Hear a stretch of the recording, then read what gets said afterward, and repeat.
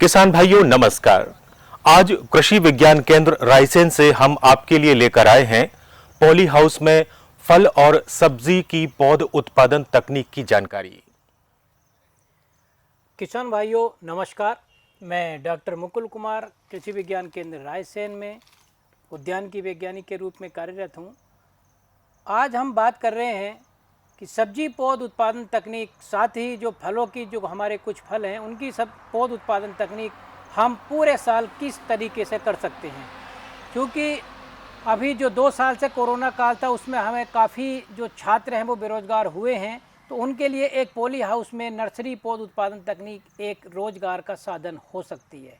इसके लिए हमें सबसे पहले ज़रूरत होती है कि किसी भी, चाहे वो लकड़ी का हो या बांस का हो या लोहे का हो, एक फ्रेम तैयार करना होता है, स्ट्रक्चर तैयार करना होता है अपनी सुविधा के अनुसार। चाहे वो 10-10 मीटर का हो, यानी कि 10 मीटर लंबा 10 मीटर चौड़ा, या 5 मीटर लंबा 5 मीटर चौड़ा, वो अपनी सुविधा अनुसार आप बना सकते हैं। और उसके ऊपर आपको सफ़ेद पारदर्शी पन्नी होती है, उसको 200 माइक्रोन की पन्नी से ढकना है। और जो उसमें अंदर ज़रूरत पड़ती है, सबसे पहले हमें जो प्लास्टिक की प्रो ट्रे रहती है वो अलग अलग सब्जियों में अलग अलग इस्तेमाल होती है। जैसे आप अभी देख रहे होंगे कि प्लास्टिक की प्रो ट्रे हमारी जो फलों के लिए है वो अलग इस्तेमाल होती है, और जो सब्जियों के लिए है वो अलग प्रो ट्रे इस्तेमाल होती है। तो इसमें हमारे जो फलदार वृक्ष हैं, जैसे कि पपीता है, स्ट्रॉबेरी है, मुनगा, ड्रम स्टिक है, तो उनके लिए इस तरीके की प्रो ट्रे का इस्तेमाल होता है। और जो सब्जी वाली हैं उसमें लगभग 96 से 102 छेद वाले जो प्रो ट्रे हैं उनका इस्तेमाल होता है। उसमें अब हम बात करते हैं कि जो अर्ध गलन या डैम्पिंग ऑफ बीमारी आती है, उससे बचने के लिए हम 2-3 प्रकार की मीडिया का इस्तेमाल करते हैं जहां सब्जी की या फलों की पौध उत्पादन हम करते हैं, जैसे कि कोकोपीट, वर्मीकुलाइट और परलाइट। तो हम बात करते हैं जो किसान को ईजीली या आसानी से उपलब्ध हो जाए, उसके लिए जो नारियल का छिलका होता है उसकी ज़रूरत पड़ती है, और एक दूसरा जो वर्मी कंपोस्ट केचुए की खाद है उसकी आवश्यकता पड़ती है।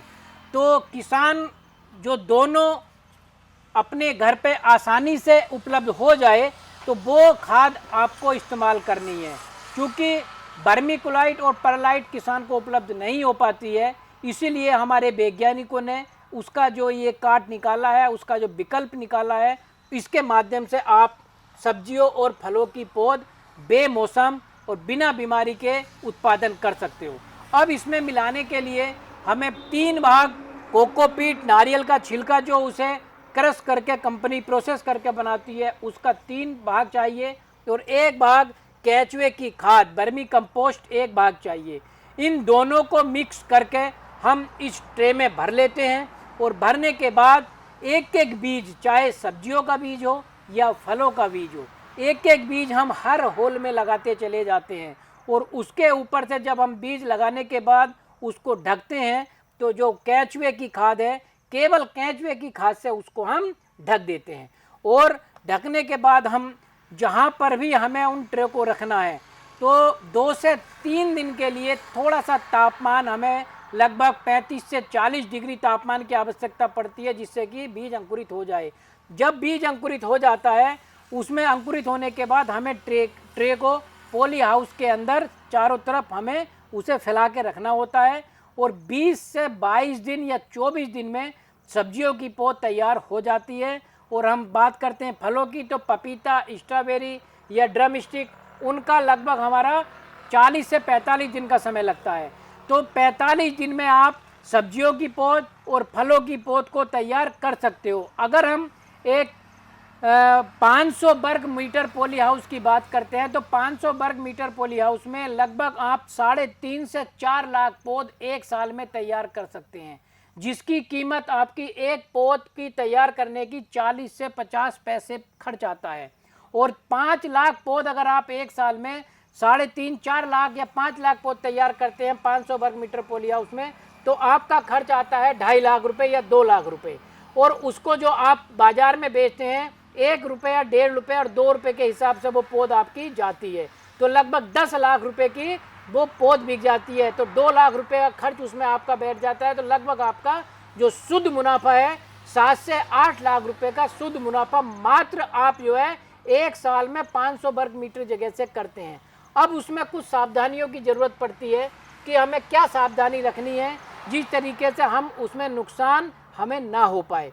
तो सबसे पहले हमने जो पन्नी से उसे कवर किया है, अगर वो पन्नी थोड़ी सी भी कहीं कट या फट जाती है तो आपको तुरंत उस पन्नी पे टेप लगाना होता है, और नीचे से अगर पानी जाने की वहाँ व्यवस्था आपने रोकने की व्यवस्था नहीं की है तो लगभग 1 से 1.5 फुट की ऊंचाई तक चारों तरफ मिट्टी से ऐसा बांध बनाना है, आपको ऐसी मेड़ बनानी है कि अंदर पानी उसमें न घुस पाए। और एक खास ध्यान रखना है, इसमें 2-3 तरीके के पॉली हाउस होते हैं। एक क्लाइमेट कंट्रोल जहां कूलिंग पैड और हीटिंग सिस्टम दिया जाता है, क्लाइमेट कंट्रोल। एक होता है नेचुरली क्लाइमेट, यानी कि जो जिसमें एक ही व्यवस्था दी जाती है। एक आता है जो हमारे जो गांव का किसान, एक गरीब किसान जो करता है, वो होता है प्राकृतिक संवाहित पॉली हाउस ग्रीन हाउस, यानी कि उसमें कोई बिजली का खर्च नहीं है, कोई कूलिंग पैड की ज़रूरत नहीं, कोई हीटिंग सिस्टम की ज़रूरत नहीं है। तो वहाँ किसान उसके बाहर एक नेट है, चारों तरफ 1 से 1.5 मीटर की ऊंचाई तक नेट लगाता है और बाहर से पन्नी से कवर कर देता है। जब गर्मी होती है उस पन्नी को ऊपर उठा देता है, और जब ठंड होती है उस पन्नी को नीचे गिरा देता है। और वो नेट लगाया जाता है कीट अवरोधी नेट, जो 30 से 40 माइक्रोन का होता है।